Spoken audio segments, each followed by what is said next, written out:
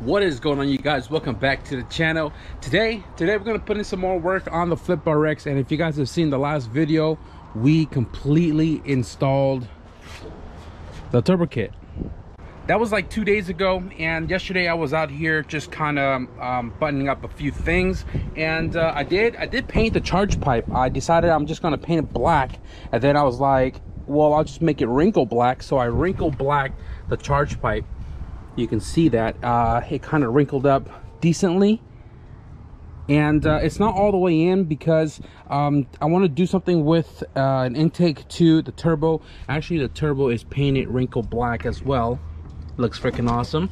The only thing I didn't paint was this, because you're not going to see it anyways. I might just flat black it out because this side is going to go through the bumper. But I buttoned up a few things yesterday, and including the vacuum line right here, and I was just trying to stay busy. So today I want to work on the car a little bit more, and I want to like get this thing finalized. You know what I mean? Like, the valve cover is temporary, it's red, and it doesn't match anything going on here in the engine bay. So I want to do something with the valve cover. I went to the storage last month and I grabbed this valve cover. It has 4 bungs on it, 2 in the back, 2 in the front. I'm not sure if I want to run the 2 in the back or the 2 in the front. I don't know if I want to cap it off or cut it off. So I want to do something with the valve cover, get that painted, get that put into the car, and secure it like with the brand new gasket, and let that be that. I also got to figure out which catch can I'm going to use. I think I'm going to I think I'm going to take the one from the wagon, because the car's not going to be boosted for a while, and with the new engine I'm probably going to put a bigger catch can in it. So valve cover, catch can, I want to do the intake for the turbo, coolant. I got the radiator painted as well too, and that's reinstalled, secured. All the hose clamps are in place. Got to figure out where my reservoir is at for this car, so we can mount that somewhere as well too. We're just gonna figure stuff out as we go, so I'm just gonna get right to it, guys. Let's get to work. I think I'm gonna start with the fluids for the radiator. I want to make sure that this is not leaking, because I did make a new bottom tank and capped it off by shortening the core itself. So I'm gonna run water and water wetter. Somebody asked me, how is water and water wetter, how does it perform? I've never ran it before. All my cars were street cars, all my cars ran coolant. Now, because this is a race car, and you know, it's only going to see the track, or at least in my possession is only going to see the track, I'm gonna use water and water wetter, because if you leak coolant down the track, it takes a little bit longer to burn it off than water and water wetter. So I'm gonna fill it up about halfway with this. This is just water, and make sure we don't have any leaks. And if it looks good, we'll add the water wetter. Cross your finger it doesn't leak. And also the drain down there, I don't know where it's at. Right there, I seen the O-ring was all crusted up, but it wasn't removed, so hopefully we don't have any major issues. Crap, there's a freaking lake right there, god damn it. All right, well, I need to figure out where that leak's coming from. Man, as I was talking about it too, it's leaking from the deteriorated O-ring from the drain. The beautiful part about it being just water. But anyways, look at this. Yikes. This is the thickest and almost the same ID that I have in this assortment. So hopefully that seals.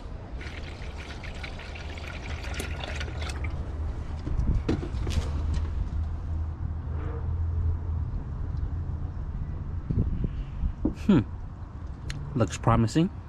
So it seems like we're not leaking. I only put one of the jug in it, but I didn't put the water wetter just yet, because I want to turn the car on, make sure it doesn't leak anywhere throughout the engine itself, and then once it looks good, we'll put the water wetter in it, and then we can bleed it out. But I don't want the engine to be hot, so I'm going to do that later. Right now I'm probably going to move into the valve cover, figure out what I'm going to do with that. I got my catch can right here cleaned up. It had oil on it, got some oil on the line and stuff from sitting inside the bag. This belonged to that car. We're not boosted anymore, we don't really need it all motor. But for turbo setups, I do recommend a catch can. Even if you're not making a ton of boost, it's always nice to let the engine ventilate and breathe. So I originally was going to like run the bungs in the front just so it'd be easier to like access the injectors if, you know, the lines are in the front instead of the back where the bung is here and then the fitting comes out like that, right? But I just realized that my line are 45 and not 90s. So with the 45s, it sticks out way too forward to go like either direction where the catch can would be sitting, either not that corner but over there, or I don't know, down low somewhere. But I decided, you know what, I'm just gonna run the ones in the back. It's not that complicated to remove the dash 10s to access the fuel rail, but I'm probably gonna use the 45s in the back and then straight to the catch can somewhere in that corner. So I got to figure out height and location of where this catch can is going to sit.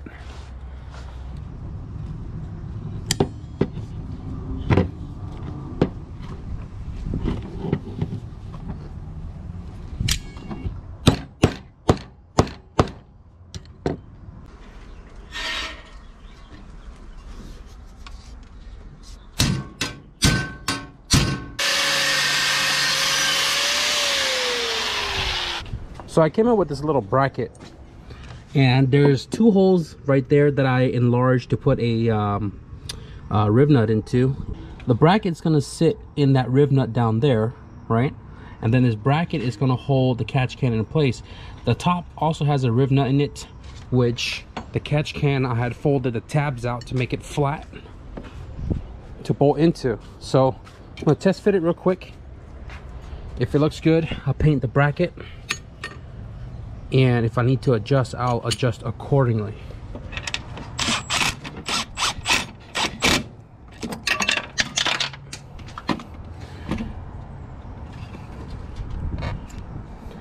Not fully tightened, but get the general idea. Catch can, it's gonna bolt up right there, just like that. And then this other little tab on the bottom, I'm just going to zip tie it to the body of the bracket so it doesn't shift around too much. But looks good, looks good.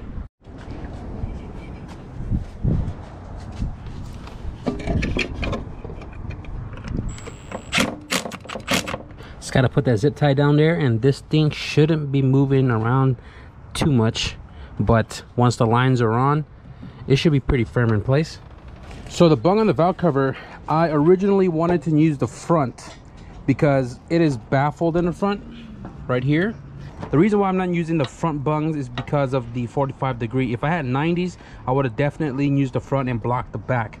But because that's not the case, I am going to be using the rear bungs, but the rear bungs aren't baffled. So I figured it's easier to baffle with the stainless steel than aluminum. This is aluminum, this is steel, this is stainless.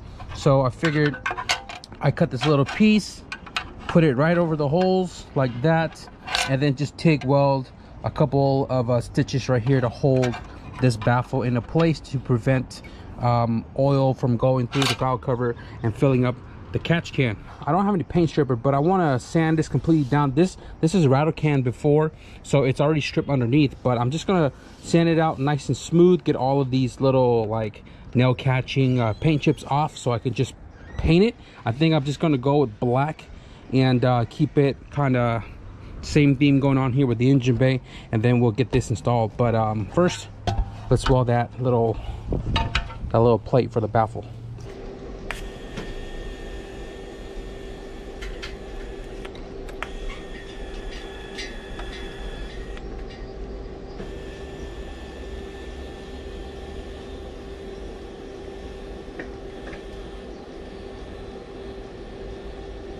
In the turbo installation video, I mentioned that I was waiting for my Vibrant 045 filler wire to show up, and it didn't show up. It was supposed to show up on Monday. Today is Thursday, and I still haven't gotten it. It said it was supposed to be here today. It's about 5:50 right now, and yeah, I had to improvise again. So I turned on the MIG machine, pulled out some wire, and I welded the plate here. Never had an issue with MIG wire before, so I'm sure this will do the job just fine.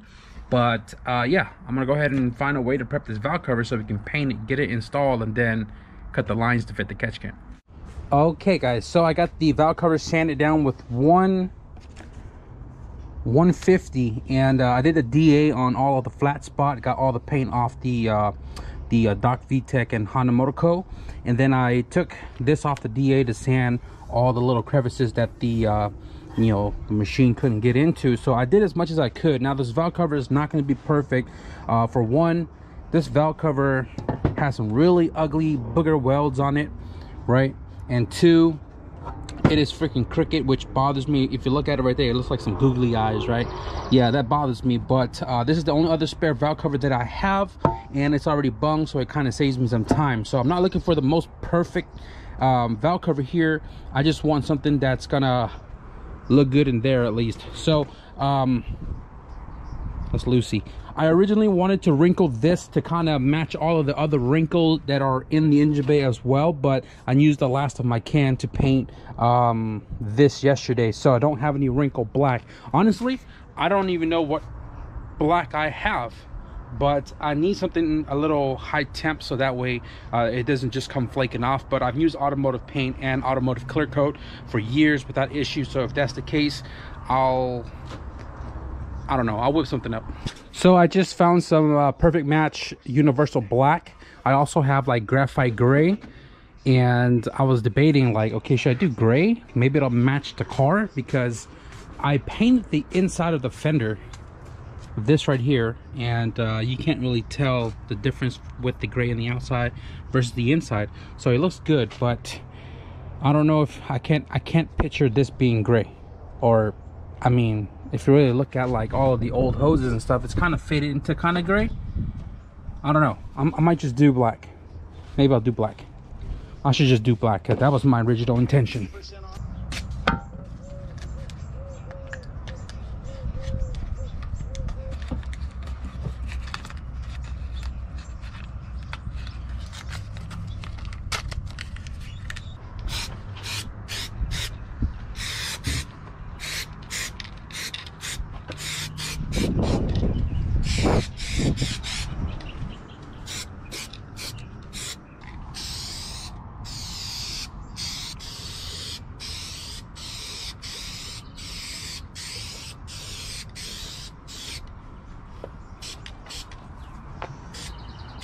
I just bombed 3 layers of black on this valve cover, and I'm letting it dry right now. It's almost dried, and what I'm going to do before I clear coat is I'm going to sand all of the lettering before I clear it.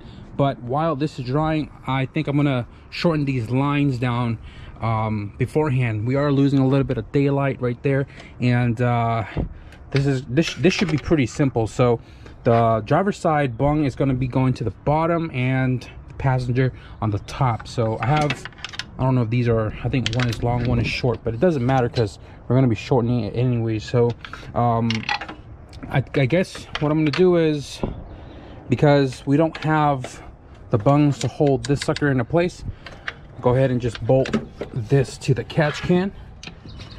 That's on there like that. This will give me a general idea about right here ish, little slack. I'll mark it up with some tape and cut that.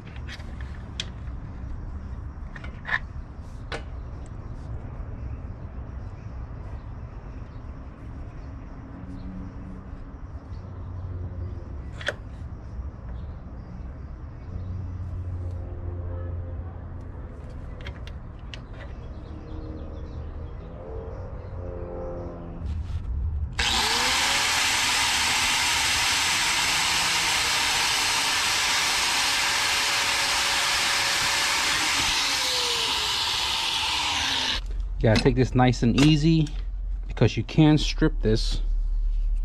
Aluminum gets hot really fast, and these threads are very, very thin.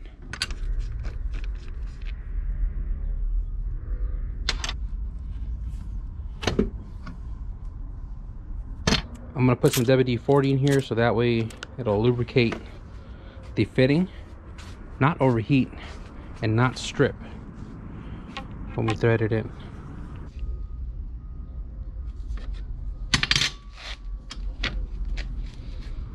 there it is. That's one of our line. Let's knock the other one out. It is important to spray out the lines.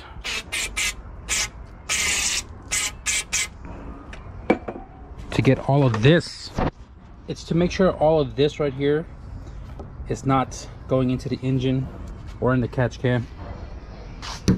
But this is our second line, guys. We are almost officially going to have a catch can set up for this car. I just did 3 coats of clear and it is looking good. So I know that this hood does not close all the way on this side because typically the timing cover portion of the valve cover hits right here. So I don't want to slap that on, close the hood, and it scratches the valve cover, the fresh paint. So what I'm going to do is I was going to do this regardless of the fact. I was going to skin the underside of this hood, but I'm going to leave the perimeter of the skeleton and pretty much just cut neatly along the lines of the inside web. So I'm going to come across like that all the way and get the whole center skin off the hood to, 1, avoid that, and 2, lighten the hood up since this car is cut. So I'm going to remove the hood, flip it upside down somewhere, and trim.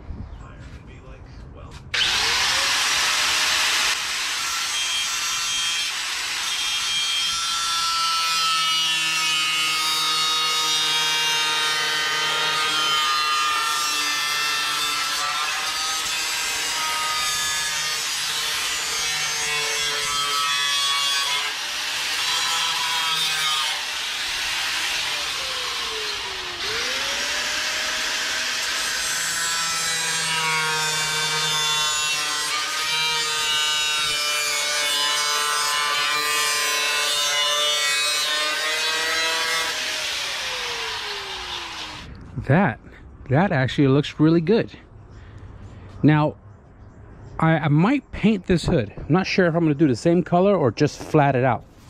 I did go to Home Depot a month ago to look for the turbo Rust-Oleum spray can, and 1 week I was there, racks were full. The day that I went to go buy it, completely gone. I really wanted to try the turbo spray can. I've seen some videos on it and it looks pretty crazy, and it'll help me speed up the process of painting this hood if I keep it black. So I'm gonna throw it back on, and when we get to painting it, we'll pull it back off, we'll do all that snazzy stuff. But yeah, I guess 2 more things I want to do today: the intake for the turbo and finish bleeding the cooling system. But I'm gonna do all that once I get that valve cover on here. Got the fresh gasket on, got the RTV on the corners.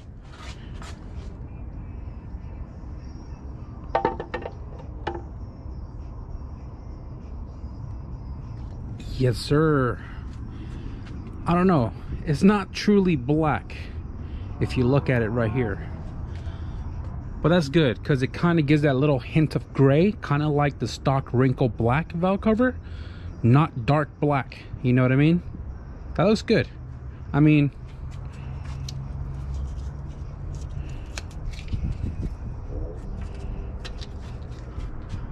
yeah, I dig that.